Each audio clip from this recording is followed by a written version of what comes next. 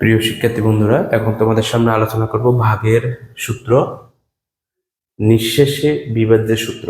নিঃশেষে বিভাজ্য মানে কি? মানে একবারে এটা ভাগ হয়ে যাবে, কোনো ভাগশেষ থাকবে না, সেটার নাম হচ্ছে নিঃশেষে বিভাজ্য। তো এই সূত্রটা লেখার আগে আমরা সবাই কিন্তু এই সূত্রগুলো মুখস্থ করব।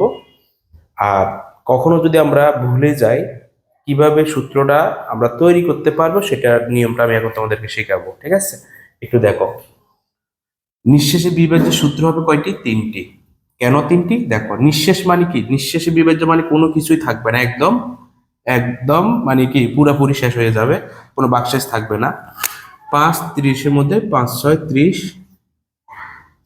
6 বাদ যায়। দেখো এখানে আর কিছুই নাই, নিঃশেষে মানে কোনো বাকশেষ থাকবে না। এখন প্রশ্নটা হচ্ছে, আমরা জানি যেটা দ্বারা ভাগ করায় সেটার নাম হচ্ছে ভাজক, যাকে ভাগ করি তার নাম হচ্ছে ভাজ্য, ভাগ করে যে অংশটা আমরা পাবো সেটার নাম হচ্ছে ভাগফল। ঠিক আছে, তো আমি এখানকে তিনটা সাইড বলবো, এটাকে আমরা এভাবে না দিই এভাবে দিলাম, হ্যাঁ, তাহলে আমরা একটু সহজ হবে। এই যে দাগগুলা তুমি দেখতেছো, এই দাগগুলো হচ্ছে ভাগের প্রতীক।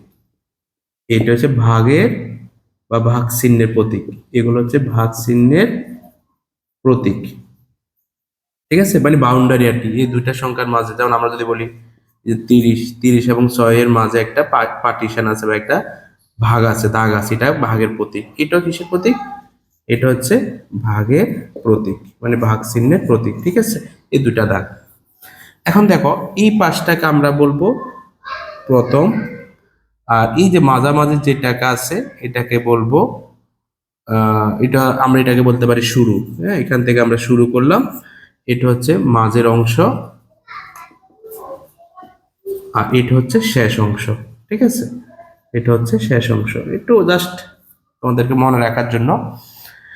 এখন দেখো, শুরু হয়েছে কি দ্বারা? ভাজক দ্বারা। মাঝে আছে কে? ভাজ্য।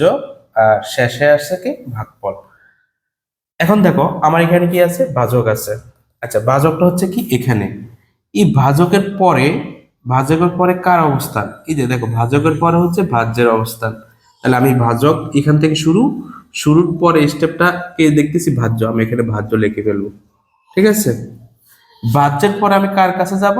ভাগফলের কাছে যাব, এই যে এখানে যাব। এখান এখান থেকে আমি এখানে আসব, আবার এখান থেকে আমি এখানে যাব। এই যে এখান থেকে এখানে যাওয়ার মাঝে কিন্তু একটা কি আছে? এই যে দাগ আছে, এই দাগটাকে বলবো আমরা ভাগ। তারপর আমি কি লিখবো? তারপর আমি লিখবো ভাগফল। শেষ, সূত্র হয়ে গেছে আমার। ঠিক আছে, আমরা যদি কখনো ভুলে যাই। এবার আসো ভাগফল, তাহলে ভাগফলটা আছে কোথায়? এখানে। এবার এখান থেকে আমি আবার উল্টা এদিকে এর কাছে আসবো, তাহলে শুরুতে আমি কার কাছে আসবো? ভাজ্যর কাছে। এই যে ভাগফলে, এখানে ভাগফল, তাহলে ভাগফল কার বাড়িতে বেড়াইতে আসলো? ভাজ্য। ভাজ্য বাড়িতে ধরো ঘুরানো ফিরানো শেষ, এবার কার বাড়িতে আসবে? ভাজক। এই যে মাঝখানে একটা ভাগ আছে, এই জন্য এখানে দিতে হবে ভাগ ভাজক। ঠিক আছে, এই তো শেষ হয়ে গেল। এবার আসো ভাজ্য। ভাজ্যটা আছে কোনখানে? মাঝখানে।